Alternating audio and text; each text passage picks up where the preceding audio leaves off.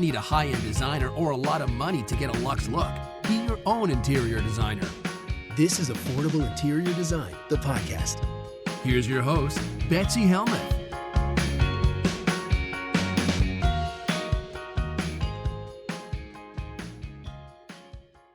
My first question comes from Nicola.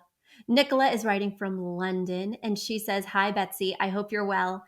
I'm super excited because I'm moving out of my dad's house and into my own flat for the first time. I finally get to decorate how I want to. However, I have a few issues with the space that I'm moving into. The main issue is that I really hate the kitchen. My 2-word phrase is relaxed preppy. And the cream high gloss and black granite just isn't doing it for me.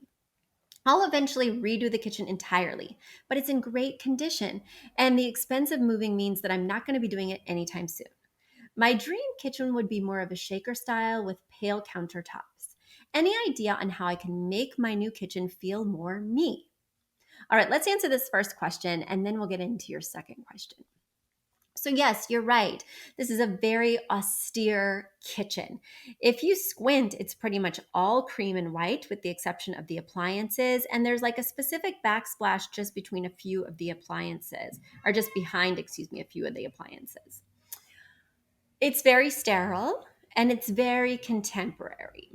Now, it sounds like you own this place because you're considering renovating in the future. One thing I would think about is adding hardware to these cabinets. By adding a pull to the cabinet, it's going to give it an updated look. It's going to make it feel fresher, and you can have some style in those pulls that will make this flat front cabinet seem less flat. Also, you do have these little pieces of wall that are in between these kind of gray backsplashes. So there's like a gray backsplash behind the faucet, and there's a gray backsplash behind the stove. But then there's this expanse of wall otherwise. You may consider putting either a peel and stick backsplash, peel and stick wallpaper that's washable, or just installing a backsplash. In some areas with handyman and with tile costs, it's not all that expensive. And that can add some additional color, some additional texture, and bring a style that's not already here. So those would be the quickest wins. I mean, I also see that you have a dining table and some chairs. So that's a great place to bring in some style as well. You know, this is such a contemporary kitchen with those kind of glossy flat front cabinets and with the sleek dark countertops that I would think about offsetting some of that austereness, bringing in some of that relaxed preppy vibe with a furniture selection.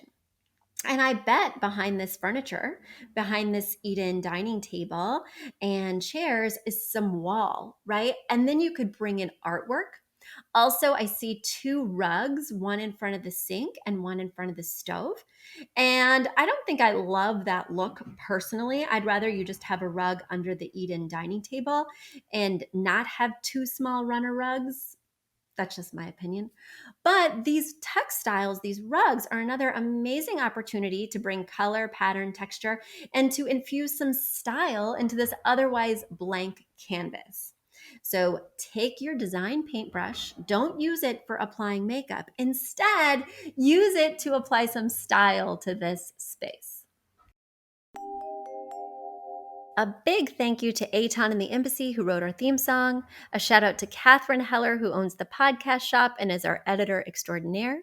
We also want to thank Ginny Sunasan and her team at the Savvy Podcast Agency for their help with our social, our YouTube channel, and so much more. We also want to thank Uploft, which is our parent company who supports this podcast. And lastly, we owe a huge debt of gratitude to you. Thank you so much for tuning in and for all your support.